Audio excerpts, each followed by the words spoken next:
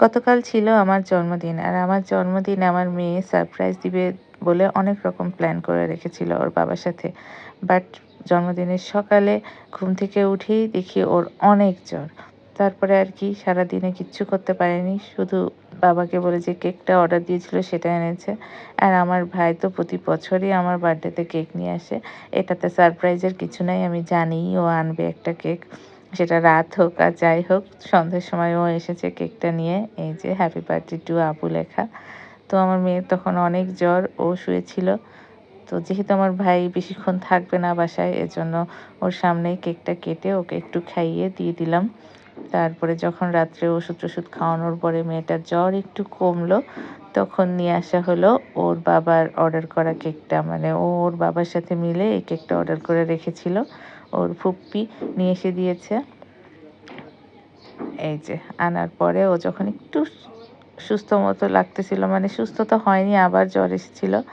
তো তারপরেও একটু ওকে নিয়ে সবাই মিলে কাটলাম। প্রতি বছরই আমার বার্থডেতে এরকম ২ টা করে কেক কাটি। আমার এটা নিয়ে একদমই কোনো নাই, মানে কোনো আগ্রহ নাই এখন আর। কারণ একটাই, এখন তো দিন, দিন বয়স বেড়ে যাচ্ছে। বয়স তো আর কমতেছে না। আগে খুব আগ্রহ ছিল, খুব ভালো লাগতো।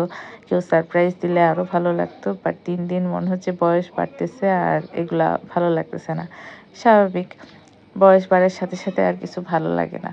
তখন মনে হয় মৃত্যু খুব কাছে চলে আসতেছে। যাই হোক, মেয়ের সাথে কেকটা কেটে একটু খাইলাম সবাই মিলে। তারপরে আমার শাশুড়ি আম্মা আবার দুপুরে নিজের হাতে রান্না করেছিলেন পোলাও, কোরমা, সাথে আরো কিছু ছিল। তো খাওয়া-দাওয়া তো ভালোই হয়েছে, কিন্তু মেয়েটা সুস্থ থাকলে আরো ভালো লাগতো। আর গিফট পেয়েছে অনেকের কাছ থেকে। সবাইকে অনেক, অনেক ধন্যবাদ। এই বয়সেও যে এত গিফট পাই, যেটা সত্যিই আমার কাছে খুব ভালো লাগে। গিফট পাইতে কার না ভালো লাগে, তাই না? যদিও প্রতি বছরই উনি আমার বার্থডেতে রান্না করেন, সাথে আমিও হেল্প করি। আর এটুকু স্পেশাল ফিল করানোর জন্য যে আমার আশেপাশের সবাই যেটা করে, এটাই আমার কাছে অনেক বেশি কিছু। বাট আমার কাছে এখন সত্যি কথা বলতে এতটা খুব একটা ভালো লাগে না। আগে খুব ভালো লাগতো, খুবই এনজয় করতাম। আর সারপ্রাইজ বিষয়টা আমার কাছে খুবই একটু টেনশনের লাগে। সারপ্রাইজ দিতে যেয়ে এত চিন্তা করার কোনো দরকার নেই। আমার মেয়ে যেমন খুব বেশি আগ্রহ দেখাইছিল নাকি এবার। কিন্তু আল্লাহ সবচেয়ে বড় প্ল্যানার। উনি রেখেছিলেন ওর ভাগ্যে জ্বর, আর আমার কিছুই না। এরকম আমার সাথে আগেও হয়েছে। আমাকে কেউ সারপ্রাইজ দিতে গেলে নিজেরাই সারপ্রাইজড হয়ে যায়। এর আগে বিয়ের পরপরই আমার ভাই আর আমার হাসব্যান্ড দুজনেই সারপ্রাইজ দিতে আসছিল আমার বাসায়। তো এসে দেখে আমি বাসায় নেই, শপিং এ গেছি। এটা আমার গায়ে লাগে না বা খারাপও লাগে না।